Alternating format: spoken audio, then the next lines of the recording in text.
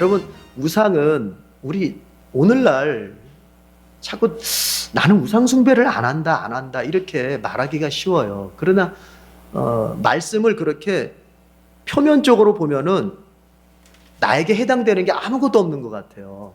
신앙생활이 그래요. 오늘날 우리가 뭐 어떤 종교적 우상 숭배, 그러니까 타 종교권에 말하는 그런 우상 숭배하는 사람은 없어요. 아무도 없어요. 여러분이 교회도 다니면서 절에 가서 뭘 빌거나 그러진 않아요. 그러면 오늘 우상 숭배가 그걸 말하는 게 아니라면, 그러면은 10계명의 1계명이 나에게 해당이 없는 건가? 21세기를 사는 나에게는 10계명이 가치가 없는 것인가? 그렇지가 않죠. 따라합시다. 하나님의 율법은 영원한 가치가 있다. 10계명은 우리에게뿐만 아니라 우리 자자손손들에게도 해당이 되고 그것은 영원한 가치가 있는 거예요. 구약시대 유대인들에게만 해당되는 게 아니고 그것은 영원한 가치예요. 그러면 우상이 무엇인지에 대해서 내가 오늘날 입장에서 정리가 돼 있어야 돼요. 어떤 것이 우상 숭배일까? 어떤 것이 하나님이 금하신 우상을 숭배하는 것일까? 아까 우리 진영에게 얘기를 잘해줬어요. 하나님 외에 나를 움직이는 것들, 그게 우상이에요. 나를 움직일 수 있는 분은 오직 하나님이셔야 돼요.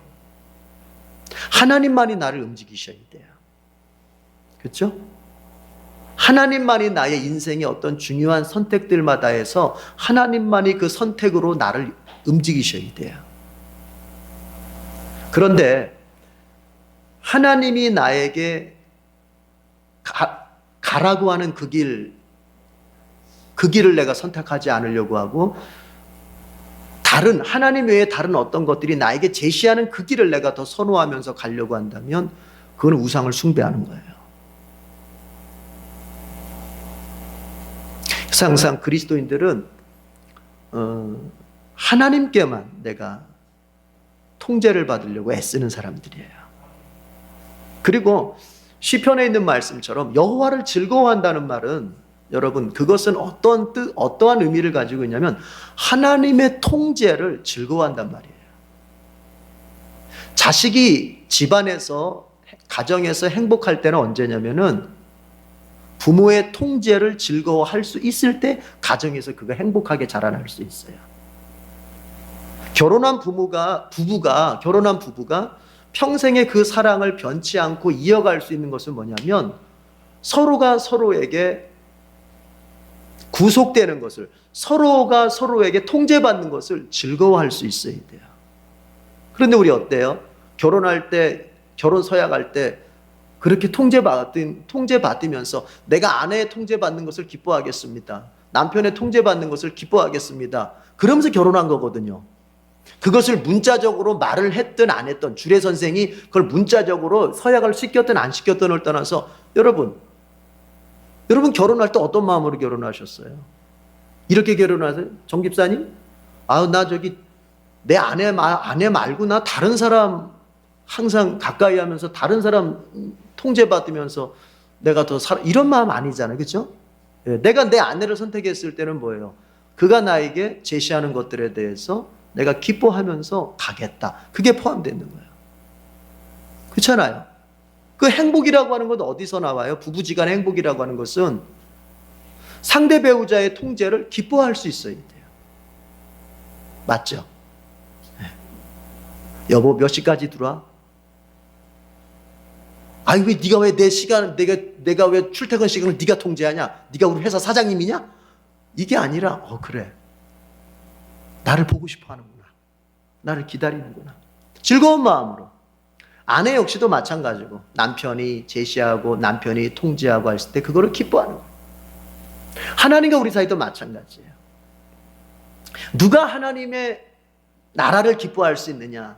누가 하나님의 통치를 기뻐할 수 있느냐? 자기 마음대로 자기 멋대로 살고 싶은 마음이 막 그 욕망이 막 너무나도 내 마음을 이끌고서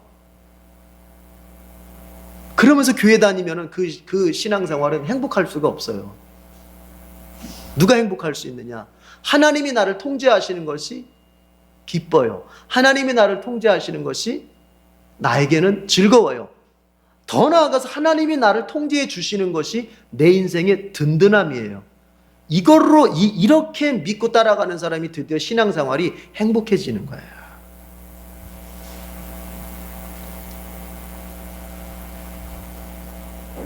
나를 움직이는 분은 오직 하나님이셔야 됩니다. 하나님이 나를 움직이려고 할 때 그것을 불편해하지 마세요. 즐거워하세요. 그때 우리에게 행복이 있고 그때 우리의 인생에 참된 길이 열리게 되는 거예요. 예. 자, 그런데 하나님께서 이제 오늘 우리가 이제 21장으로 들어갈 텐데, 하나님께서 나를 움직일 때, 하나님께서 나를 통제하실 때, 우리 즐거워하자 그랬는데 하나님이 나를 통제하실 때 어떻게 통제하세요? 뭘 통해서 통제하세요? 우리 그거 알아야 되잖아요. 여러분, 부부지간에 서로가 서로를 통제할 때 뭘로 통제해요? 말로 통제하죠. 그렇죠? 이거로 통제하면 안 돼요? 이거로 통제하면 안 되는 거잖아요. 그럼 큰일 나죠. 말로 통제해요. 마찬가지예요. 하나님께서 우리를 통제하시고 하나님께서 우리를 인도하시고 하나님께서 우리를 움직이실 때에도 하나님은 말로 하시는 거예요. 그걸 우리는 가리켜 말씀 이렇게 얘기하는 거예요. 말씀. 그리고 그것을 신약에 와서의 표현대로 사도 요한의 표현대로 하자면 로고스, 진리라고 말하는 거예요. 진리.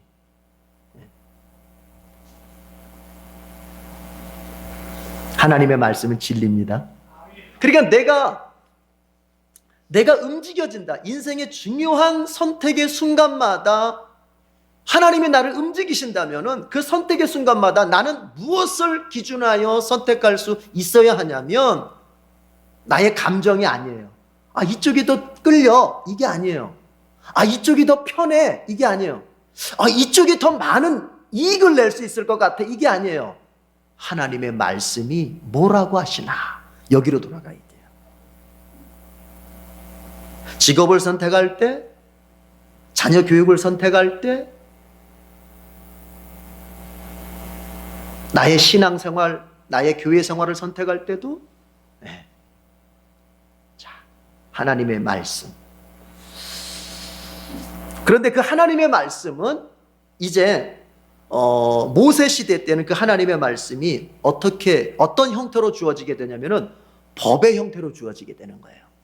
그래서 우리는 그것을 율법 그렇게 얘기하는 거예요. 그러니까 하나님의 말씀이 어떤 때는 법의 형태로, 어떤 때는 하나님께서 역사의 형태로, 그렇죠? 네. 그리고 어떤 때는 시와 같은 그런 아름다운 시와 같은 형태로 우리에게 주어져요. 성경은 다양한 문학적 장르들이 있는 거예요. 문학적 장르들이 다양하게. 자, 오늘 그런데 우리가 율법서라고 부르는 모세오경, 특별히 우리가 지금 보고 있는 출애굽기에서는 하나님이 법의 형태로 하나님이 그 말씀을 우리에게 딱 주시는 거예요. 그리고 그 대표격이 십계명이고, 그리고 십계명 이후에 나오는 법의 이야기들은 뭐냐면은, 자, 여러분, 십계명은 총론이고, 그러니까 하나님이 주신 율법의 총론이고, 그것은 오늘날로 말하자면 헌법과 같은 거라고 그랬어요. 헌법은 하나하나 다 세부적으로 구체적으로 말하지 않죠. 큰 정신만 얘기하면 돼. 정신만. 그렇죠? 헌법은 큰 정신이에요.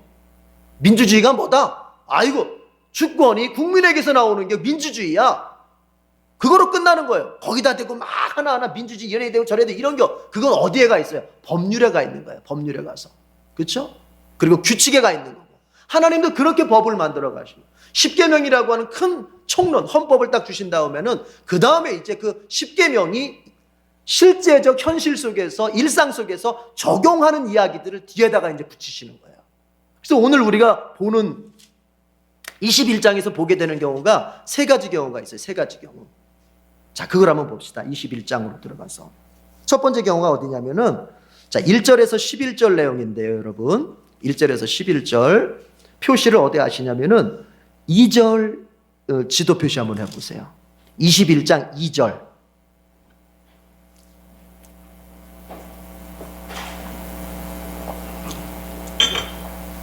자, 21장 2절 다 같이 시작. 너희가 히브리 종을 사면 그는 6해 동안 종살이를 해야 하고 7해가 되면 아무런 몸값을 내지 않고서도 자위의 몸이 된다. 자, 하나 더 표시할게요. 7절 나침반 표시하겠습니다. 7절 나침반 표시.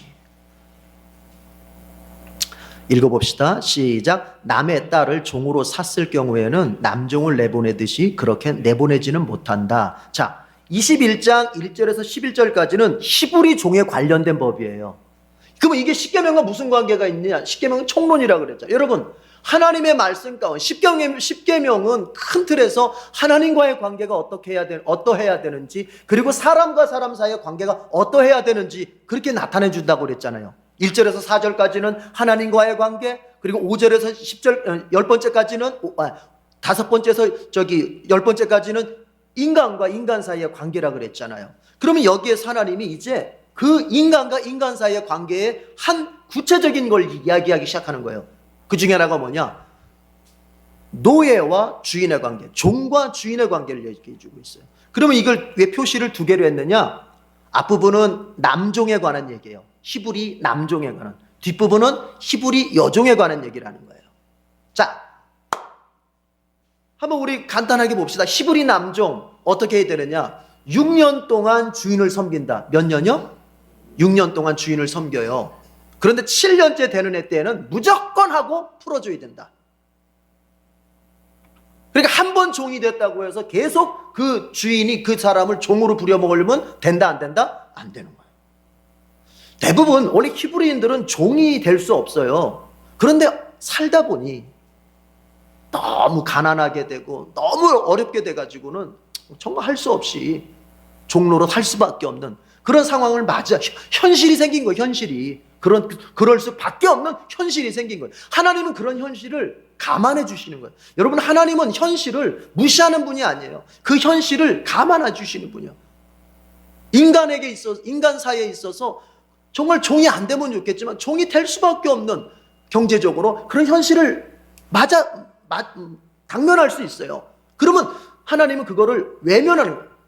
못 본 척하는 게 아니라 그러면 그 상황에서 어떻게 할 거냐? 그 상황에서 어떻게 하냐? 히브리 그 종에 대해서 주인은 6년 동안 일을 시키고 자기 집의 종으로 부려먹지만 7년째 되는 때는 어떻게 해야 된다? 풀어줘야 된다. 이것은 당시 근동사회에서 여러분 획기적인 일입니다. 이거는 한 번 종은 영원한 종이에요. 근데 이스라엘에서는 그럴 수가 없어요. 왜? 너희는 주인과 노예의 관계가 아니고 이스라엘 백성은 무슨 관계다? 형제 관계이기 때문에. 형제. 사정이 있어서 어쩔 수 없이 주인이 됐지만 종이 됐지만 너는 그 종된 그 사람을 노예로 볼 것이 아니라 그럼에도 불구하고 너는 누구로 볼 수 있어야 된다? 형제로 볼 수 있어야 된다. 형제로. 이 관점이 있는 거예요. 형제예요, 형제. 그러니까 6년 동안 이제 종으로 부렸으면 7년째. 자, 그런데 남자가 만약에 혼자 종이 될 당시 혼자 몸으로 들어왔다. 그러면 그는 이제 혼자 나가면 돼요. 그런데 부부가 동시에 그러니까 종이 되기 전에 결혼을 했어요. 근데 부부가 둘 다가 종이 됐다. 그러면 나갈 때도 같이 나갈 수 있어요. 근데 이런 경우가 있을 수도 있죠. 종이 될 당시에는 미혼이었어요. 그런데 종살이를 하는 중에 주인이 결혼을 시켜줬어요. 그러면 이제 7년째가 됐을 때 이제 이 종이 나가야 되는데 그럼 어떻게 나가요? 혼자 나가야 돼요. 부인하고 애들 못 데리고 나가요. 혼자 나가야 돼요. 왜냐하면 어쨌든 종은 주인의 재산이기 때문에. 이해가 되시죠? 세 가지의 경우. 그러니까 하나님은 한 가지에 대해서 다 하나님의 말씀을 주신 거예요. 남자가 혼자 들어왔을 때, 부부가 같이 들어왔을 때, 혼자 들어왔다가 중간에 결혼했을 때, 이 경우의 수에 대해서 하나님께서 이때는 이렇게 하고 저때는 저렇게 하고 매뉴얼을 아주 확실하게 주신 거예요. 근데 근본적인 사상이 뭐다? 너희는 뭐다? 너희는 뭐다? 형제다. 따라합시다. 형제다. 형제다. 이 사상이 굉장히 중요해요. 너희는 형제다. 자, 여자 같은 경우는 어떻느냐? 이제 그게 이제 7절에서부터 지금 이제 시작이 되는데, 여자의 경우는 좀 남자의 경우와 좀 다르다 이렇게 시작을 해요. 여자의 경우는. 왜냐하면은 여러분, 우리가 이 본문을 자세히 읽어보면 이것은 단순히 노동을 위해서 여자를 종으로 산 게 아니라, 주인이 이것은 뭐냐면은 첩으로 산 거예요. 첩으로. 이 내용을 가만히 읽어보면. 그러니까 노동을 위해서 단순히 일꾼 하나 얻기 위해서 여자를 종으로 산 게 아니라 자기의 첩으로, 자기의 배우자로 이 여자를 사온 거기 때문에 남자의 경우와, 내보낼 때 남자의 경우와 같지 않다라고 얘기하는 거예요. 예. 자, 이런 경우가 있어요. 주인이 8절 한번 같이 읽어봐요. 8절. 그럼 여러분 이해를 좀 할 수 있을 것 같아요. 8절 다 같이 읽어보세요. 시작. 주인이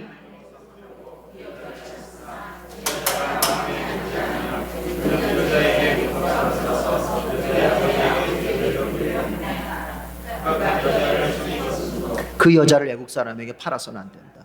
아내를 사모려고 그 여자를 샀어요. 그런데 지내다 보니 마음에 들지 않아. 마음에 들지 않으니까 다시, 어차피 내가 뭐 돈 주고 산 여자니까 다시 다른 팔아버리면, 이러면 된다 안 된다? 안 된다는 거예요. 절대로 안 된다.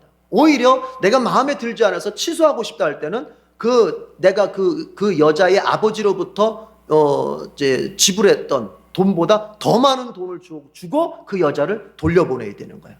돌려보내야 돼요. 예. 절대로 그 여자를 다른, 특별히 이방인들에게 절대로 팔아서는 안 된다. 자, 이런 경우도 있어요. 원래는 이 여자를 내 첩으로 드리려고 샀어요. 그런데 보아하니, 내 첩으로 하지 말고 내 아들의 여자로 줘야 되겠다.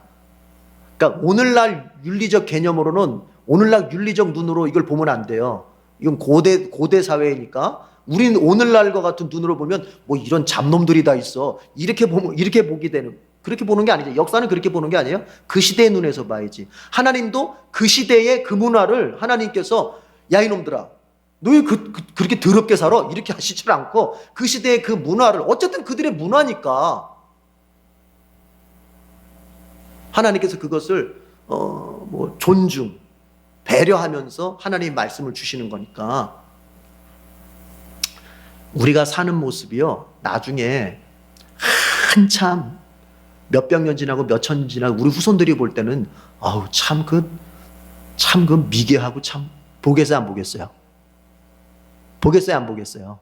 지금 우리는 정말 열심히 최선을 다해서 선하게 사는데 그들이 볼 때는 뭐 이런 미개인들이 다 있어, 이렇게. 역사는 그래서 항상 그 시대 속에서 봐야 되잖아요. 그러니까 자기 이제 아들에게 준단 말이에요, 그 여자를. 그럴 때는 어떻게 했느냐, 그 여자를 종처럼 취급하지 말고 뭐로 대접해라? 딸처럼 대접해라. 이렇게.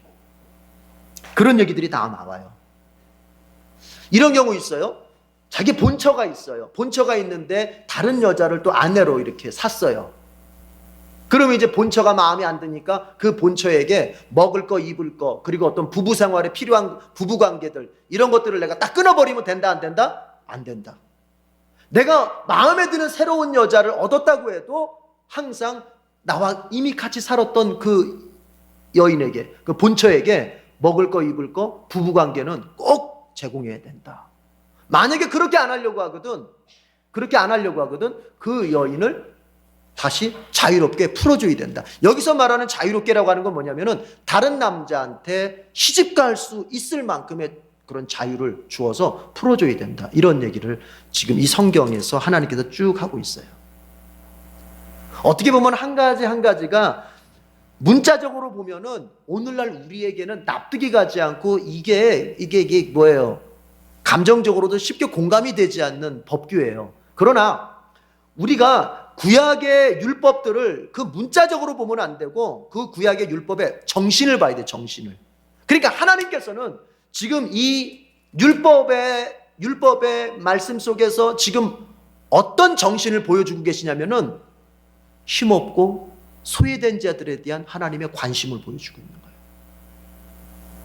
가난하고 힘없고, 그래서 팔려갈 정도로 사회적 약자인 자들에 대해서 하나님은 외면해 버리시거나 그들을 방치하거나, 그래서 힘 있고 영향력 있고 잘나고 소위 말하는 높은 사람들에게만 하나님의 관심이 가 있는 것이 아니라 그 사회의 가장 밑바닥층, 그 사회의 가장 정말 보호를 필요로 하는 자들에게 하나님께서 사랑과 하나님의 공의의 법을 주셨다는 얘기예요. 고로 그 하나님의 백성이고 그 하나님의 자녀라고 한다면요, 어떤 마음으로 살아야 되겠어요? 인간은요, 내가 못났으면요, 내가 알고 있는 잘난 사람을 통해서라도 나를 자랑하고 싶은 게 인간이에요. 그 마음 아시죠? 그러니까 사람이라고 하는 것은 잘난 사람들하고 관계 맺고 싶고 힘 있는 사람들하고 관계 맺고 싶고, 그래서 그들의 어떤 후광과 그들의 어떤 영향력 속에서 나의 인생을 만들어가고 싶은 것이, 그게 인간 안의 본성 안에 있어요. 예. 그래서 어때요? 어떤 사람들 보면 자기가 알고 있는 사람들 막 잘난 얘기들을 막 해요. 그럼 여러분 이렇게 들으셔야죠. 그 잘난 얘기들 사실은 자기 친구 얘기하는 것 같지만 사실은 누구 자랑하고 있는 거예요 지금? 누구 자랑하고 있는 거예요? 나 자랑하고 있는 거예요. 나 자랑. 그 잘난 친구 내가 걔 친구다. 나 우습게 보지 마. 이거거든요. 이거. 그런데 하나님께서는 정말 그 사회 속에서 가장 큰 보호를 필요하지만 쉽게 소외될 수 있는 사람들에 대해서 하나님은 깊은 관심을 가지고 있습니다.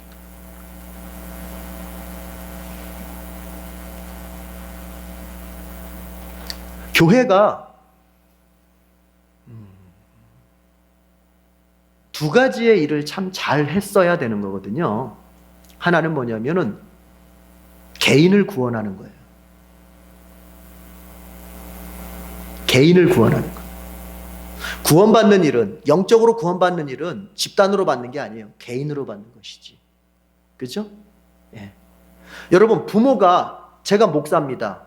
내가 목사면 내 아들도 구원받을 수 있나요? 그렇지 못하죠.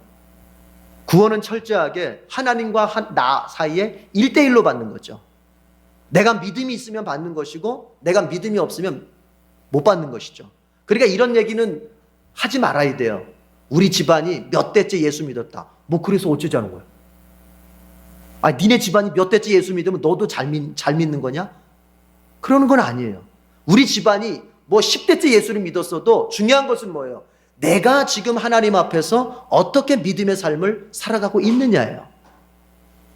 그래서 교회가 보수적 교단에 제가 하고자 하는 얘기를 잘 따라오셔야 돼요. 보수적 교단의 교회는 항상 그 신경을 어디다 썼냐면은 개인 구원.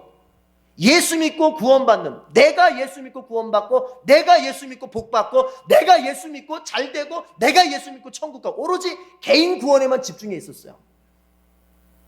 그러는 사이에 교회가 놓쳐버린 게 있어요. 정말 감당해야 될 건 놓쳐버린 거. 그게 뭐냐면은 사회 구원이에요. 사회 구원.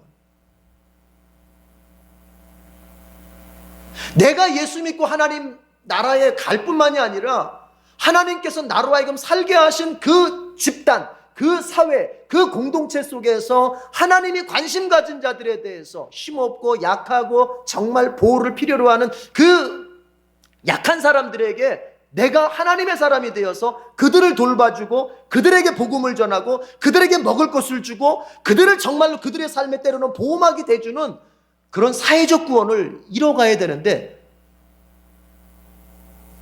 보수라고 하는 교단은 개인적 구원에는 잘했는데 사회적 구원은 등을 돌려버렸어요. 무관심했어요. 아주 쉽게 얘기할게요. 사회복지에 대해서는 눈을 돌렸어요. 그래서 그러면 또 한쪽에 있는 어떤 교단들은, 어떤 또 교인들은 극으로 가요.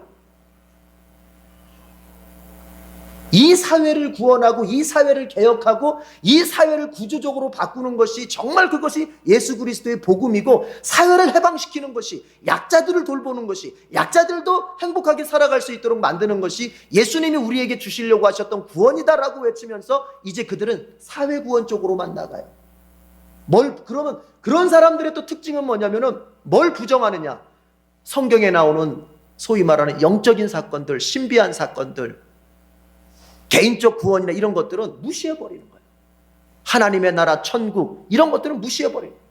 그래서 그들은 사회적 구원을 이루기 위해서 때로는 필요하다면 화염병도 던지고 나가서 으쌰으쌰도 하고, 이것이 교회가 할 일이다면서 그렇게 나가요. 그러는 사이에 그들은 개인 구원에 대해서는, 예수님을 정말 믿고 그가 영적으로 구원받는 것에 대해서는 눈 감아버리는 거예요. 그러나 교회는 그 두 가지를 다 아우를 수 있어야 돼요. 예수님을 영접해서 구원받는 개인을 만들 뿐만이 아니라, 그리고 그 사회 속에서 소금이 되고 빛이 되어서 그 사회 속에 그리스도의 정신을 실현해낼 수 있어야 돼요. 아주 쉽게 얘기해서 여러분이 예수 믿고 천국 갈 수 있는 사람 되고, 아울러 이제 여러분이 속해 있는 가정 속에서, 여러분이 속해 있는 지역사회 속에서 여러분은 그리스도의 사랑의 정신을 실현할 수 있는 사람이 될 수 있어야 돼요. 이 두 가지가 같이 있어야 돼요. 왜냐? 우리 하나님께서는 이스라엘 백성들을 이집트에서 노예 생활하는 그 이스라엘 백성들을 구원하셨을 뿐만 아니라, 하나님께서는 그 사회 집단 속에서 힘이 없고 짓밟히고 정말 함부로 취급받을 수밖에 없는 그들에게 하나님은 보호막이 되어주셨어요. 보호장치를 해주시고 하나님 자신이 그들의 아버지가 되어주시는 그런 사랑과 공의를 먼저 보여주신 분이에요. 그래서 그 하나님을 믿고 그 하나님을 닮아가겠다고 한다면 우리도 똑같은 길을 가야 돼요. 영적인 것과 사회적인 것을 같이 이뤄갈 수 있어야 돼요. 믿으십니까? 이걸 놓치면 안 됩니다. 그래, 한국교회 안에서는요, 이 두 가지 현상, 물론 세계적으로 그렇지만, 이게 소위 믿음이 좋다고 하는 보수교단들은 너무 개인적 구원, 뭐 제가 이름이 될 수도 있겠지만, 또 너무 소위 진보라고 하는, 기독교 내에서 진보교단이라고 하는 쪽은 너무 사회적으로, 우리가 대한예수교장로의 통합인데 교단이, 우리가 추구하는 그 신학적 정신, 우리가 추구하는 성경적 정신은 뭐냐? 바로 그 두 가지, 개인 구원과 사회 구원을 다 붙잡고 가야 된다는 거예요. 그래서 통합교인들은, 적어도 에덴교회 다니고 있는 교인들은 이 두 가지를 항상 실천해야 돼요. 여러분이 주님 앞에서 구원받고 복받기를 바라십시오. 마땅한 겁니다. 아울러 여러분이 관계하고 있는 사람들한테, 여러분 좋은 사람 되십시오. 좋은 사람 되세요. 여러분, 예덴교회 교인이 어디 가서 그 사람 참 사람 좋아, 이 소리 들어야지. 아유, 걔는 교회 다니는 거 자기밖에 몰라, 이런 소리 들으면 안 돼요. 좋은 사람이 소리 들으셔야 돼요. 여러분 직장에서 어떤 평가 받으세요? 여러분 아파트 사시는 여러분 앞에 뭐예요? 그 앞에 있는 이웃한테 여러분 어떤 사람으로 평가받으세요? 여러분 친구들이 알고 있는 여러분은 어떤 사람들이에요? 그런 얘기예요, 그게. 그리고 항상 우리 기독교인들은 사회적 문제에 관심을 가져야 돼요, 말아야 돼요? 가져야 돼요, 말아야 돼요? 가져야 돼요. 그래서 바르트가 말했어요. 한 손엔 성경, 한 손엔 신문. 이게 기독교인이라는 거예요. 이게 성경을 통해서 하나님의 말씀을 내가 자꾸 새기고, 그리고 신문을 통해서 내가 이 사회가 어떻게 돌아가는지를 보고, 어디에 하나님의 말씀이 필요하고, 어디에 하나님의 치료가 필요하고, 어디에 하나님의 공의가 필요하고, 어디에 하나님의 그 역사가 필요한지를 알고, 그것을 위해서 기도하고, 그것에 헌신이 필요하다면 나 자신을 거기다 사용하고. 오늘 법을 통해서 우리에게 보여주시는 바는 그거예요. 제가 자꾸 이야기하면서 조심하려고 하는 것이 뭐냐면 너무 거창하게 얘기하지 않고 싶어 하는 거예요. 거창하게. 예수 믿는 사람은 이기적이 될 수가 없어요. 그리고 예수 믿는 사람은 기득권과 빌붙을 수가 없어요. 그런데 우리 어땠어요? 현실의 역사 속에서 소위 기독교인 중에서 남았던 대통령이라고 하는 분들의 그들의 정치 철학과 그들의 정치 행태를 한번 보세요. 저는 개인적으로 생각할 때 그 어디에서도 기독교의 정신은 실행되지 않았다. 이건 오히려 불신자가 더 성경에 가까운 정치를 실현했고, 이건 더욱더 무신론자가 성경적 가치의 정치 정신을 실현했다고 저는 그렇게 봐요. 이건 부끄러운 일이에요. 하나님께서 우리를 어떤 영향력 있는 자리에 세우실 때 여러분 꼭 기억하세요. 주님의 정신을 실현하라고 나를 거기다 세운 거예요.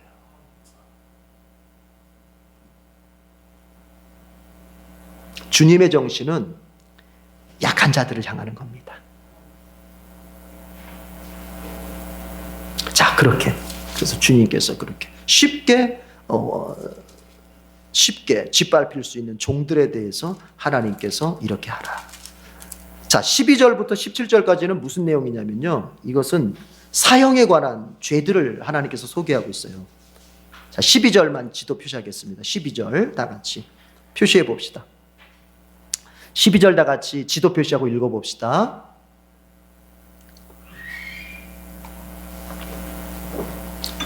다 같이 시작. 사람을 때려서 죽인 자는 반드시 사형에 처해야 한다. 그래서 여기서는 네 종류의 사형죄를 이야기하고, 이 죄는 반드시 사형을 시켜야 된다는 거예요.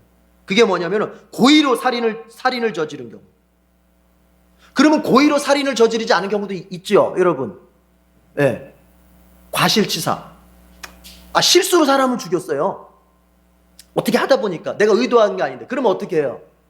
그럼 하나님께서 뭐라고 말씀하시냐면은 내가 피하라고 만들어준 그곳으로 피하면 된다. 그런 얘기가 있잖아요, 밑에. 그게 바로 나중에 민수기 가서 보면 도피성. 실수로 사람 죽인 자는 그쪽으로 피합니다. 그러나 고의로 사람을 죽인 자는 그가 나의 성전에 숨었더라도 어떻게 하라? 찾아내서 반드시 죽여라. 하나님께서 살인죄에 대해서 아주 엄벌을 처하라고 말하는 거예요. 여러분, 왜 그렇죠? 살인죄가 왜 그렇게 엄벌에 처해야 돼요? 여러분, 우리가 사람이 사람을 죽인다. 그것은 단순히 사람 하나를 죽인 게 아니에요. 그것은 뭐냐? 하나님의 형상을 죽인 거예요. 하나님이 사람을 만들 때 하나님의 형상을 따라서 만들었잖아요. 그러니까 내가 누군가를 죽인다. 그건 하나님의 형상을 파괴한 거예요. 그렇기 때문에 하나님께서 살인자는 반드시 가장 극형으로 하나님 다스리게 하는 거예요. 그럼 여러분, 이걸 우리가 이렇게 봐요. 이렇게 적용해 봐요. 예수님께서는 미워하는 것도 뭐 하는 거다? 여러분, 미워하는 것도 뭐라 그랬어요? 산상수훈에서 사람 죽이는 거라 그랬어요. 그렇죠?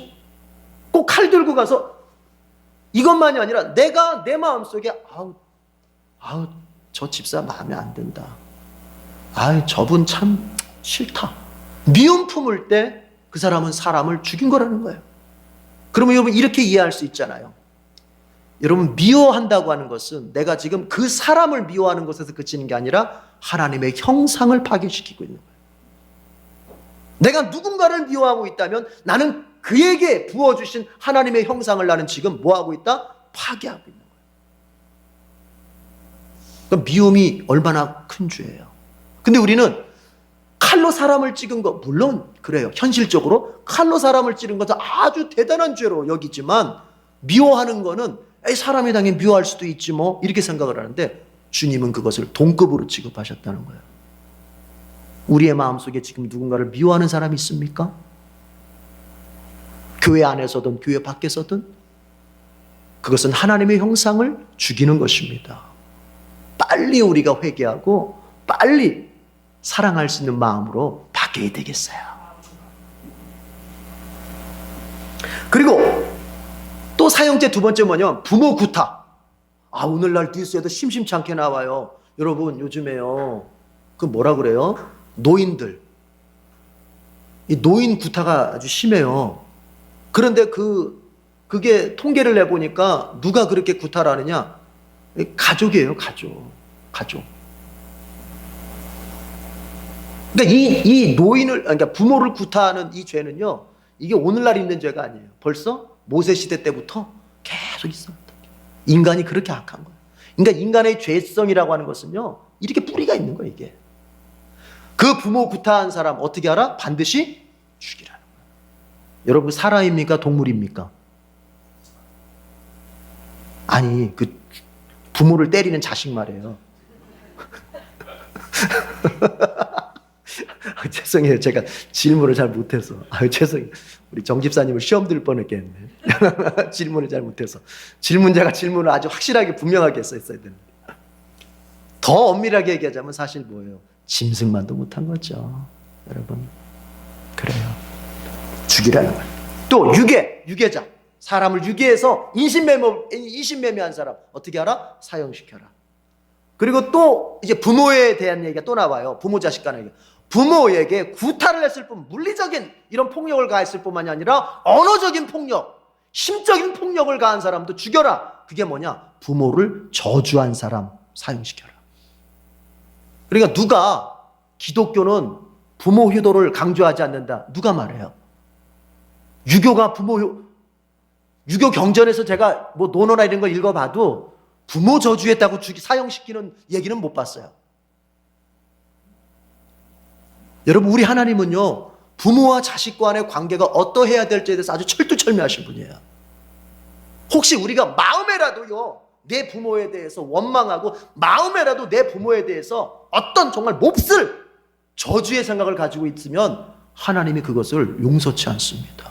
그러나 반대로 부모를 공경하고 부모님께 효도하면 주님께서는 장수하게 만들어주고 그리고 좋은 것을 주시마 약속하신 거예요. 이렇게 살인에 해당하는 4가지 죄를 말했어요. 자, 여러분 이렇게 생각합시다. 부모님을 잘 섬겨야 되는데 누구 섬기듯이? 하나님을 섬기듯이 부모님을 잘 섬겨야 돼요. 믿습니까? 그래요. 꼭 그렇게 하셔야 돼요. 자, 마지막 3번째 단락에서는 이제 무슨 얘기를 하냐면은 배상에 관련된 얘기를 해요. 배상. 여기서는 이제 폭력을 행했다가 이제 죽지는 않았어. 그러니까 상해죠, 상해. 상해를 입힌 사람에게 어떻게 배상해야 되는지, 또 재산상의 이제 피해를 입었을 때 어떻게 배상을 해야 되는지, 그런 얘기를 이제 18절부터 마지막 36절까지 쭉 해요. 한번 좀 살펴보면은 뭐냐면, 신체상의 피해를 입혔을 때 보면 이런 얘기가 있어요. 만약에 사람을 죽도록 때렸어. 사람을 죽도록 때렸는데 다행히 안 죽었어요. 그럼 어떻게 해야 돼요? 배상을 해줘야 돼요. 그리고 그 사람의 치료비가 그 사람이 나올 때까지 뭘 대줘야 돼요? 치료비 다 대줘야 돼요. 오늘날도 그렇죠? 오늘날도? 네. 그 대신 그 사람은 사형을 당하거나 그러진 않아요. 때린 사람이. 자, 이런 경우 있어요. 주인이 종을 때렸어요. 그런데 그 종이 바로 죽으면 그 주인이 잡혀가요. 그런데 주인이 종을 때렸는데 그 종이 한 이틀, 3일 살다가 죽었어. 그런 경우는 그 주인이 처벌을 받지 않습니다. 왜냐하면 종은 주인의 재산이기 때문인 거지. 고대 사회에서는. 네. 이런 경우도 있어요. 서로 싸웠어요. 싸움이 붙었어요. 그런데 그 상대방 여자가 임신을 하고 있었는데 그만 어떻게 때려가지고 낙태를 시켜버렸어. 낙태를. 그런데 낙태만 했고 그 여자가 다치진 않았어요. 그러면 어떻게 하느냐? 남편이 요구하는 대로 배상금만 주면 돼요. 그리고 때린 사람은 그렇게 처벌을 받지 않아요. 낙태시킨 것에 대해서 배상만 해줘요. 남편이 요구하는 대로 얼마 달라는 대로 다 줘야 돼요, 그 대신. 그런데 만약에 그 임산부가 낙태도 했고 그 다음에 여자가 다쳤어. 맞아가지고. 그런 경우 어떻게 해요? 만약에 그 여자 임산부가 눈을 다쳤다 그러면 어떻게 해요? 때린 사람이 눈을 뽑아버리고, 만약에 이가 부러졌다 그러면 때린 사람이 이를 뽑아버리고, 그걸 동해보복법이라고 그래요. 눈은 눈으로, 이는 이로, 생명은 생명으로. 동해보복법. 그런데 여러분 잔인해 보이잖아요. 아유 그래도 그렇지 어떻게 눈을 다쳤다고 눈을 뽑아버리면 어떻게 너무 잔인하다. 그럼 이러면 어떡할 거예요? 만약 상대방이, 여러분 맞은 사람은 한번 그런 경험 있잖아요. 우리도 맞으면 열받으면 뭐가 보여요 안 보여요? 안 보이잖아요. 그러면 여러분 너 나 눈 때렸으니까 나 정확히 나도 너 눈만 때린다 하고 눈만 때려요? 사람이 열받으면 어떻게 돼요? 눈이고 뭐고 이고 뭐고 막 내가 죽일 수 있을 만큼 때릴 거 아니에요. 하나님은 그걸 금지시키는 거예요. 네가 억울한 일 당했다고 해서, 네가 피해를 입었다고 해서 과도하게 그 상대방한테 피해를 다시 준다든지 요구한다든지 그러면 안 된다는 거예요. 네가 피해를 본 만큼만 그 사람에게 갚아라. 이 소리는 너무 과도하게 하면 안 돼요. 과도하게. 이해가 되시죠? 그런 의미가 있는 거예요. 그러니까 하나님께서는 보호하시려고 하는 거예요. 자, 좋습니다. 저 뭐 쭉 내려. 그 다음에 이제 지금 28절부터 마지막까지 뭐냐면은 이제 재산상의 피해예요. 한 가지만 예를 들고 마칠게요. 이런 경우 소가 사람을 받아버렸어요. 그러면은 이제 그 소를 갖다가 이제 어떻게 합니까? 그 소를 사형을 시켜요. 사형을 죽여요. 그런 다음에 그 소의 임자는 형벌을 받지 않아요. 그 소가 사람 죽인 건데. 근데 그런데 만약에 이 사람이 평소에 경고를 들었어요. 당신 소 그렇게 풀어놓고 다니다가 소는 받는 버릇이 있는데 그렇게 그냥 풀어놓고 다니고 방치하다가 소가 받으면 어떡할 거냐. 이런 얘기를 몇 번 경고를 받았어요. 그러는 차에 이 사람이 소를 갖다가 어떻게 잘 관리하지 못해가지고 받았어. 다른 사람을. 그래서 사람이 죽었어. 그러면 그때는 어떻게 하느냐? 소도 죽이고 주인도 죽여라. 이렇게 가는 거예요. 요즘 아파트에 보면은 개 이렇게 데리고 다니는 사람들 있잖아요. 그거 원래 어떻게 하고 다녀야 돼요? 줄 묶어가지고 다녀야 되잖아요. 근데 그렇게 경고를 받고 그렇게 법이 있는데도 풀어놓고 다니다가 만약 사람을 물었다. 그때는 개만 죽이는 게 아니라 누구도? 개 주인도 죽여야 되는 거예요. 이 법에 의하자면. 그런데 그게 아니고 어떻게 개 묶어가지고 갔는데 요즘은 개 줄이 이렇게 늘어나는 게 있더만요. 이렇게 쭉. 그죠? 개가 달려가면 쭉 늘어나요. 옛날 같으면은 확 잡아당기면은 개가 못 가는데, 근데 묶어놓고 가다가 옆에 있는 저기 누군가를 얘가 쭉 늘어나가지고 가서 물었다. 그럼 주인 책임이 아니잖아요. 그럼 뭐만 죽여요? 개 죽이는 것도 아까우세요? 그땐 개가 죽는 거예요. 자, 그래요 여러분. 이런 게 뭐냐면은, 그러니까 하나님의 율법은요, 이거 생각해봐요. 하나님께서 법을 이렇게 만드신 이유가 사람을 귀찮게 하거나 사람을 억압하기 위함이에요? 아니면은 사람을 보호하기 위함이에요? 그 근본을 봐야 돼요. 그리고 그것을 확대해서 생각을 해야 돼요. 하나님이 우리에게 율법을 주셨다. 하나님이 우리에게 말씀을 주셨다 할 것 같으면 그것은 나를 억압하고 나를 강제하기 위해서가 아니라 나를 보호하시기 위함입니다.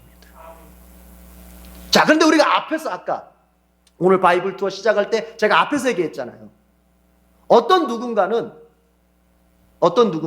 그 하나님의 법이 즐거워요. 왜요? 나를 보호하시고 나를 사랑하셔서 나를 아끼시기 위해서 이 법을 주셨구나. 즐거운 마음으로 그 법을 내가 순종하고 그 법을 따라가요. 그러나 어떤 사람은 왜 하나님은 법을 만들어서 이런 얘기 하잖아요. 왜 하나님이 거기다가 선악과를 만들어 놔가지고 사람을 그렇게 넘어지게 해? 왜 만들었어요? 선악과 왜 만들었어요? 그 선악과가 바로 법이에요. 법은 왜 만들었다고요? 사람을 보호하기 위해서 만든 거예요. 선악과는 바로 사람을 보호하기 위해서 만든 거예요. 왜? 너희들이 너무 넘어가 버리면 너희하고 나의 관계는 깨진다. 그러니까 이 선은 지켜야 된다. 그래야 너희와 나 사이의 관계는 영원할 것이다. 보호하기 위해서요. 그런데 이게 어떤 사람은 그걸 즐거워해. 하나님 나를 강제하고 나를 억압하고 나를 귀찮게 하고 내 인생 피곤하게 만들기 위해서가 아니라 하나님께서 나를 보호하시고 나를 사랑하시고 나와의 관계를 지속시키고 싶어서 이 법을 주셨구나. 즐거워하면서 그 법을 따라가요. 저와 여러분은 어디에 속해 있습니까? 하나님의 말씀을 나를 귀찮게 하는, 강제하는, 억압하는 것으로 봅니까? 아니면 하나님께서 나를 사랑하시고 보호하는 것으로 봅니까?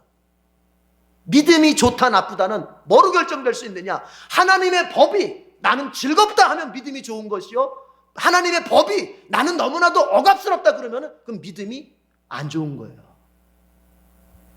오늘 봤어요. 하나님의 법이 있었기 때문에 약자들이 보호를 받을 수 있었고, 하나님의 법이 있었기 때문에 우리는 보호를 받을 수가 있었던 것입니다. 하나님의 말씀, 이것이 우리를 보호해 주십니다. 기도하겠습니다. 하나님, 하나님의 말씀이 우리를 보호합니다. 그 말씀을 늘 읽고 배우고 그리고 실천함으로써 하나님께서 우리를 통하여 이루고자 하시는 놀라운 계획과 그 비전이 항상 성취되게 해 주시옵소서. 하나님의 법을 즐거워하여 늘 묵상했던 다윗이나 하나님의 사람들처럼 우리도 늘 하나님의 법을 묵상하며 그리고 그것을 따라 살도록 인도하여 주시옵소서. 예수님의 이름으로 기도드립니다. 아멘.